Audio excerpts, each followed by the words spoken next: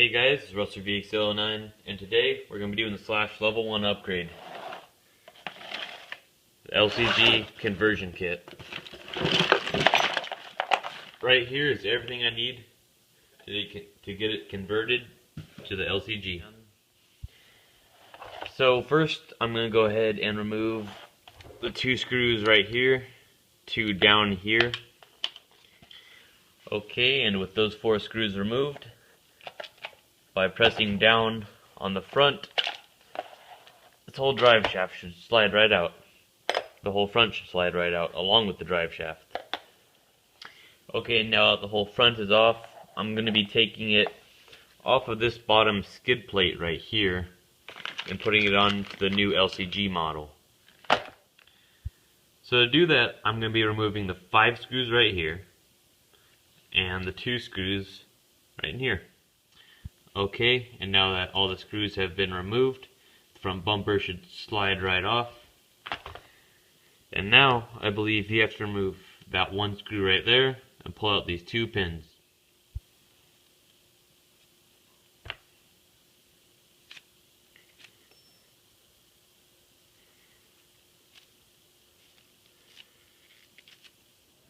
Okay, so next, you're going to want to remove these 2 screws that are holding on the bell crank. While removing the screws, make sure not to lose these little washers. You're going to need to put them right back in where they came from.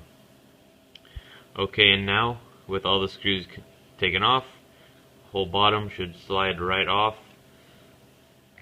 along with these bell crank arms.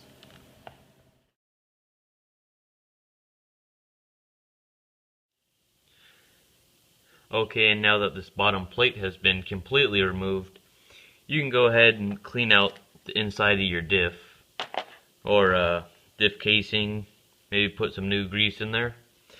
Clean it all up, so when you have the new one, you can pretty much just install it. So let me get some scissors and I'll open this up.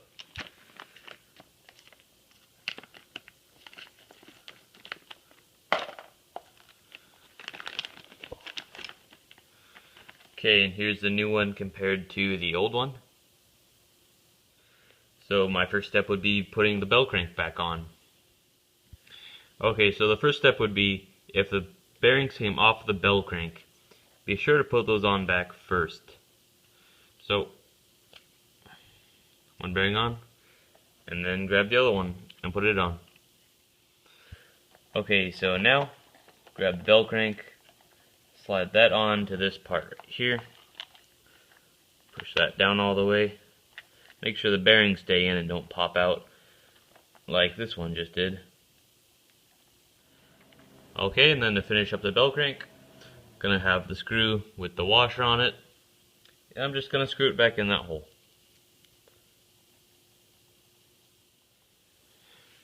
Okay, and now that I got bell crank put back on, I can pop this back on underneath the diff until it snaps in place like it just did. Then switch it around, put back on this blue plate and both the pins. Okay, and when you're putting on this blue piece, make sure you have it facing up like this.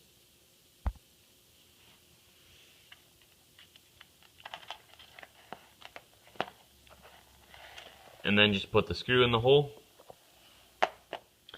Okay, and now that the front is put back together, the last thing you have to do is just install the bumper. Just like that. Now, attach those 3 screws and these 2 screws right here, along with the 2 screws up here. Okay, and the front of the truck is complete. I can set this aside and move on to the rear now. Okay, and for the rear, we're going to start out by removing the 2 screws right there and these 2 screws underneath. Once those 4 screws are removed, the whole back of it just slides right out.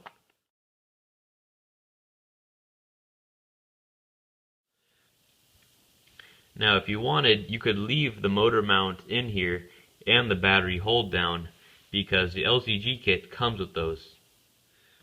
So slide this chassis to the side and you are finished with it. You no longer need it for anything else.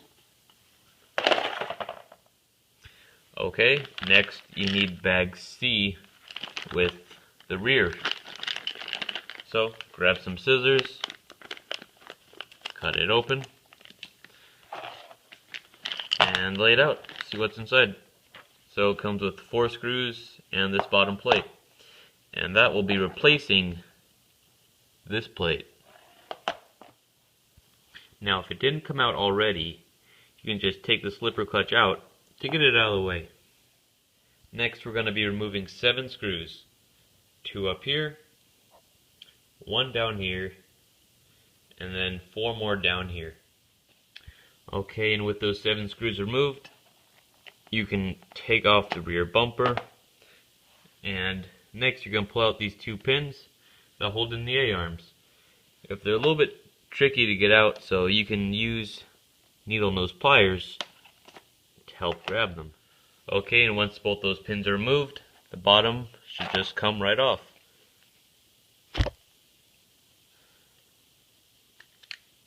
Just like that. So throw that aside, and if you need to, now is the time to clean up your differential. Maybe put some new grease in there, lube everything back up. Okay, so once everything's clean to your standards, you're going to grab this plate and you're going to slide it on just as so. And it should pop into place and look similar to that.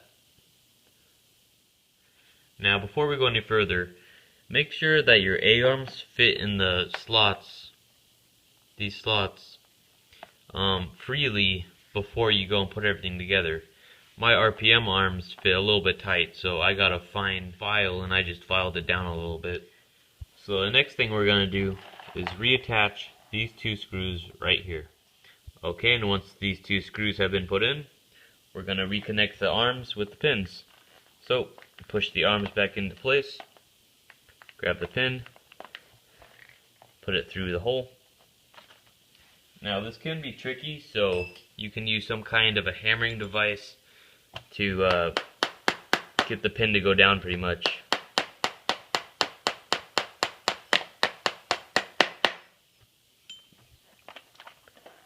Then reposition that part.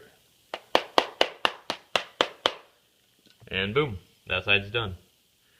Okay, and once you have these 2 pins down all the way, you're going to grab this little blue bar, and with these spikes facing down, you're going to put it back on. Just like that.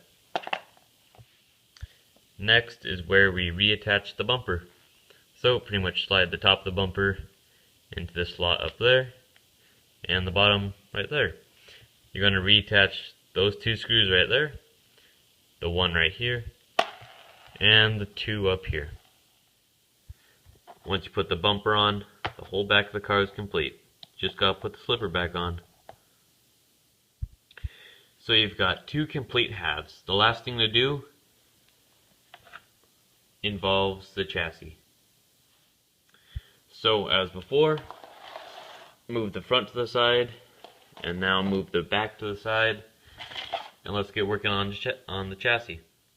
So looking at this instruction guide it came with, I'm going to start with A, which would be the Nerf bars.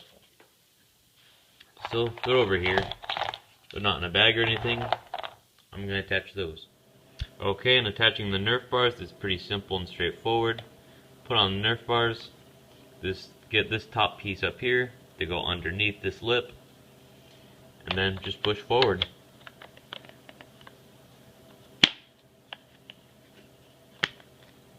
And I'm finished. Now there are 4 screw holes up here that need screws. So I'm going to put those 4 screws in, and I'm going to do the same to this side. Okay, and now that the Nerf bars are on, we're going to move to bag D. And this is the motor mount. Okay, and to do this, I'm going to grab this plastic part, have it facing like this. Grab the blue part, have it facing like this. Have that little cup right there. Go right inside of this screw and grab around it. and then you should see a hole right up here.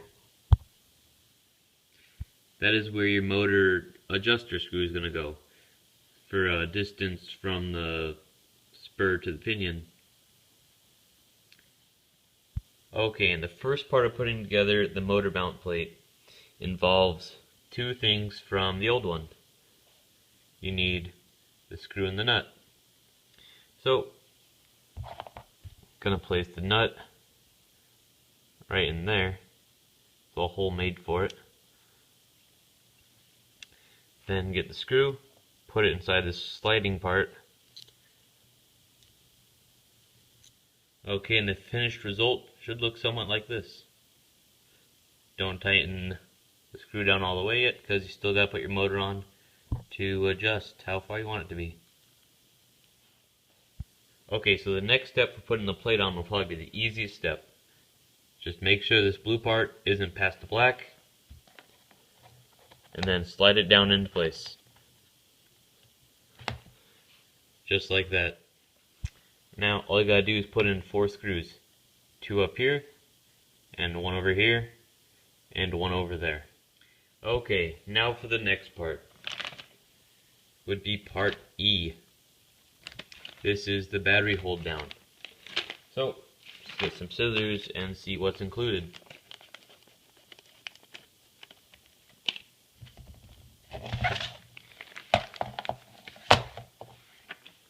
Lots of foam, it's always good, keep your battery safe. Got some strips for the side of the battery.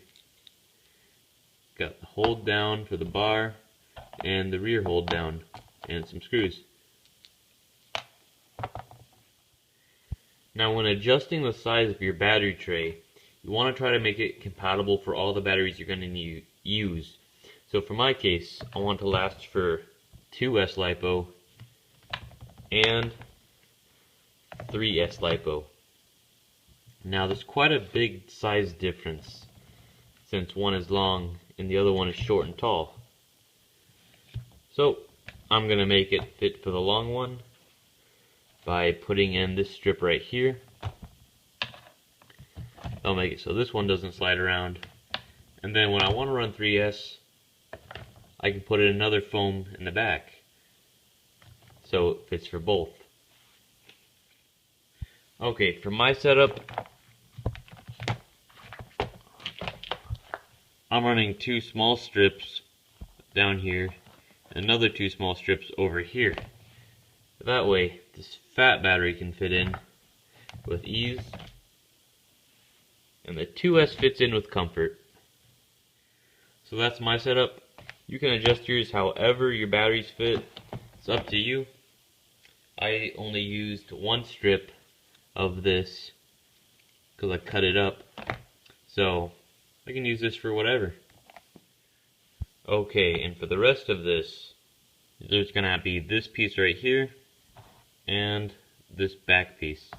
So we're gonna take this piece, have it facing towards us like this, place it down in that hole, and then 2 screws in from the bottom, right there and there.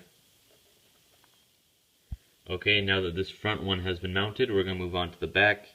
Make sure it's facing forward like this when you place it in. So it slides in just like that. And then like the front, 2 screws underneath. Okay, and once the rear mount has been installed, you use it just like this. Then it locks in. To take it back out, you press down right here, and you pull out, and it slides back out. Now, please take note that the hold down that this kit comes with, this one right here, will not allow tall batteries like this. You have to buy the expansion kit, which personally I think is dumb.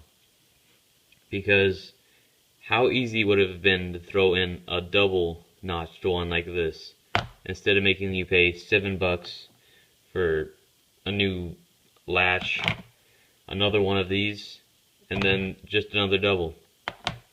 So if you are going to run tall batteries, you will need the expansion kit. The one that was on the old Slash, the non-LCG, will not fit on the LCG model. Okay, so we're going to skip bag F for now and move on to bag G, which is the receiver box. So let's install that. So let's see what's included.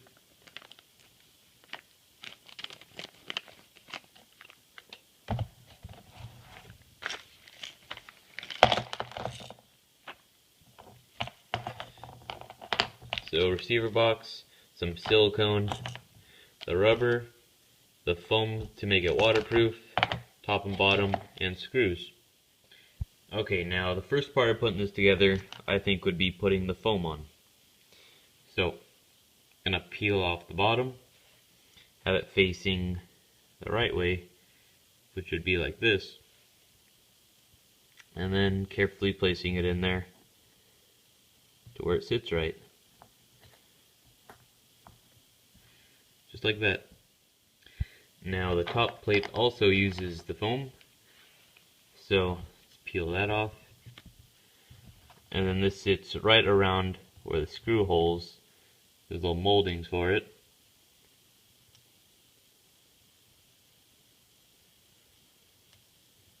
Just like that, and like that. It's pretty close.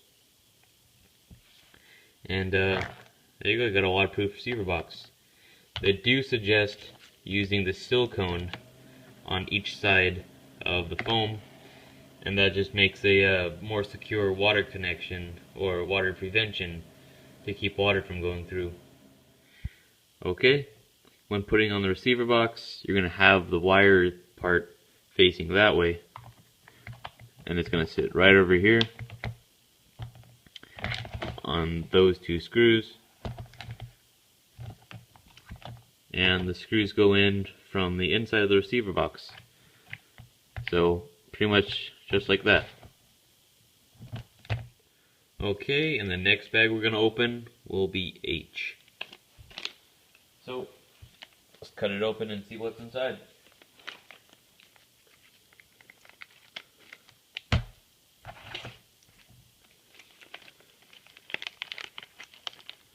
We got the motor cover right here, I believe. And then the motor wire tie down, or hold down, I guess. So that is going to be going right here with one single screw. When you have your motor mounted in, it just holds down the wires to keep it neat. And then this right here will be going, and then the gear cover will be sliding in right here, just like that. Just slides right in. So now I guess it's time to put it on the front and rear of the car. So let's start with the front. However, before I put the front on, it'll be way easier to hook up the servo first. Okay, and I have my waterproof Traxxas 2075 servo right here. I'm just going to slide the wires in right through the servo hole. And then we're going to want it mounted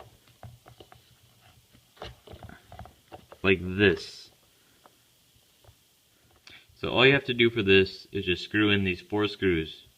Right there, and over here, and right there. So before you put on your servo horn, you're going to want to hook up all your electronics to zero out the servo. So just turn on your ESC when your radio is hooked up, and then just make sure it's centered right on 0. Then you can just turn it off, unplug everything, and hook up the servo horn. Okay, and now back to bag F. This has the servo horn on it. So open it up, move everything aside. Looks like servo horn. Anyways, when you go to your servo, you're going to want this sticking straight up like I said earlier. So just like that. And since it's centered, we don't have to worry about it. Okay, and for this next part, we're going to have the servo horn just like this, with this ring on the right side, the ring right there, and we're going to get a screw, put through just like that. Okay, once that's hooked up, let's not forget to put in the screw holding the horn onto the servo. Okay, and the final part would be to connect the bell crank to that arm, going from the bottom of the arm into the bell crank. I didn't show how to do that step because I had to do it in a really awkward position that I couldn't get on camera. But after you get that figured out, make sure that the chassis snaps into place, just like that. The bell crank should pop right into these two holes and should feel pretty snug and secure. So now we have 4 screws to put in. 2 up here and 2 down here. Okay, now the front is completely installed. Now before we put it on the back, there's something very important we have to do.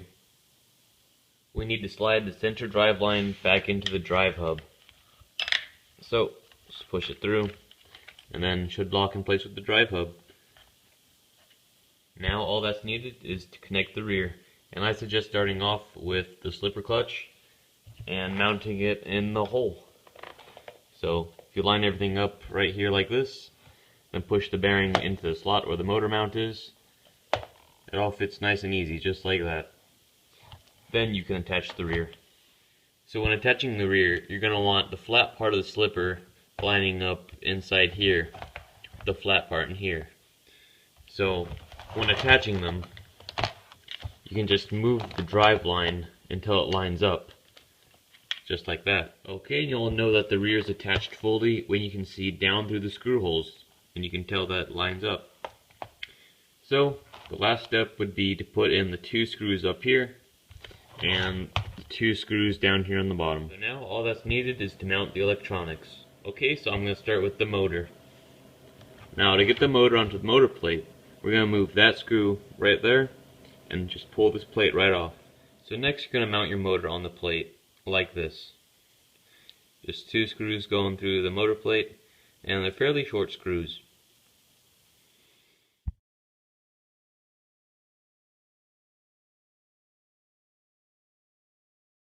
Now that your motor is mounted on the plate, just slide it back in, the bottom part going on the screw, and then putting the top screw in to the bolt.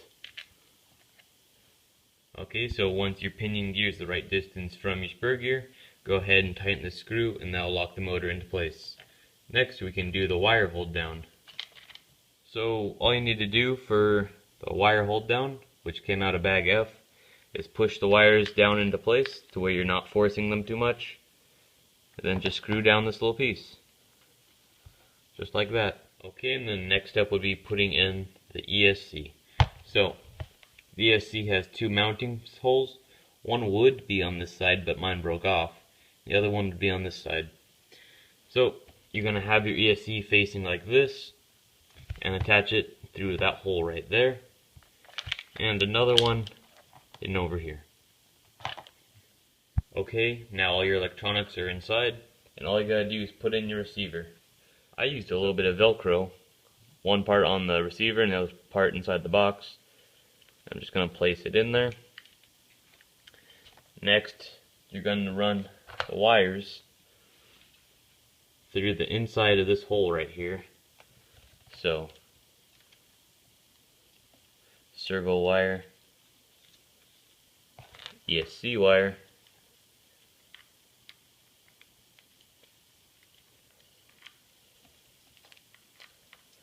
and then plug the ESC into channel 2 and the servo into channel 1.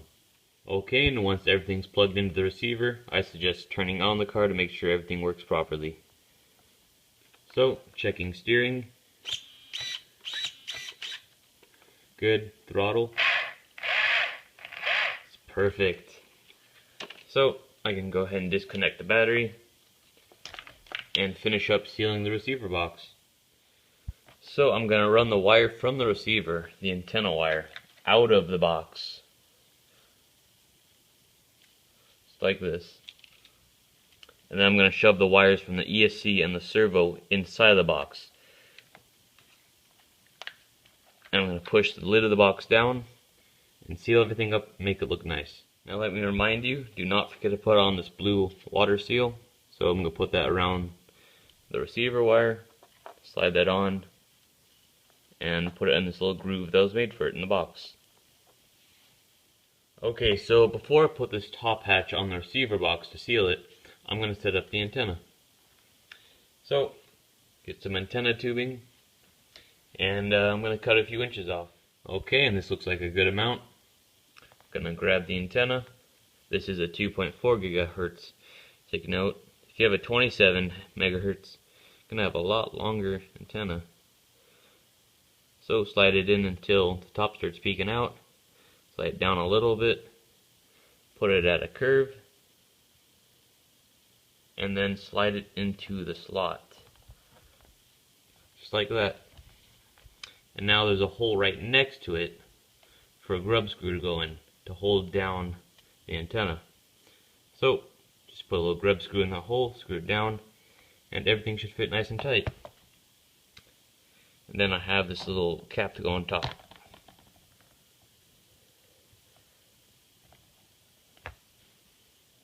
Okay, and the grub screw has been placed in.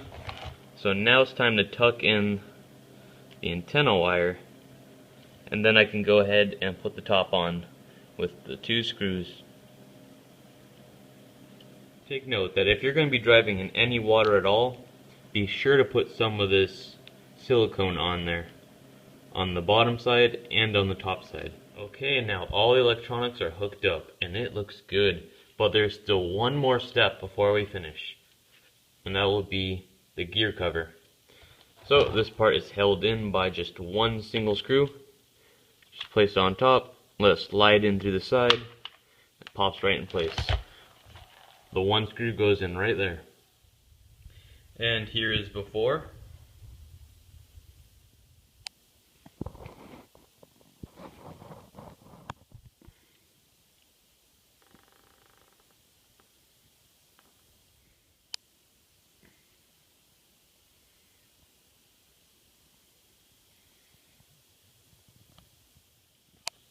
And here it is. The Slash 4x4 is complete. All that's needed is a set of tires, and you can head out to the track and start racing. So I want to thank you guys for watching. I tried to be as detailed as possible while making this video. If you haven't yet, please make sure you subscribe for more awesome how-to videos and upgrades coming to the Slash 4x4 soon. And finally, it would mean a lot if you hit that like button. This video took hours of building and editing to finish. And as always, this is VXO9, going out.